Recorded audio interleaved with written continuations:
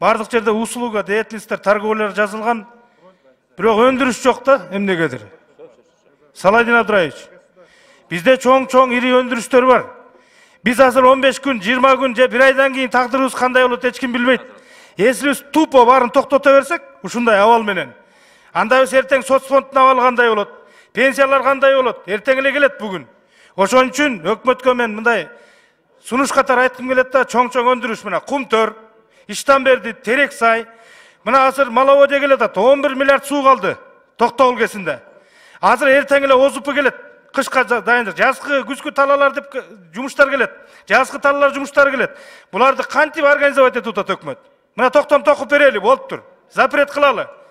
А мисалы үчүн чоң өндүрүштөргө алардын мүмкүнчүлүгү бар. Өздөрү лаборатория койгонго, карантин кылганга, өзүнүн миңдеген жумушчуларын иштеткенге. Ага эмне үчүн бу жерден келип туруп өкмөт айтпайт?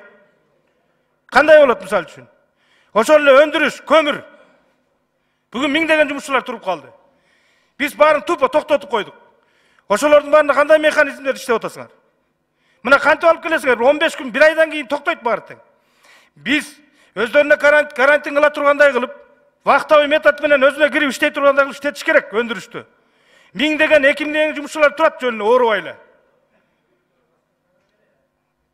Муну кандай кылабыз?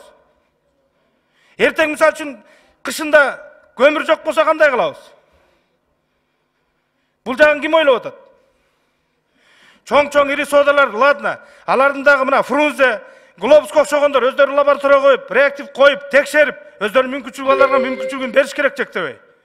Чоң компаниялар, семзаводдор мына бу жерде туруп калгандар. Алардын өздөрүнө мүмкүнчүлүк бериш керек. Өздөрү сатып алабыз дегендер бар. Өздөрү карантин мойнуна карантинди алып. Рахмат. 10 секунд.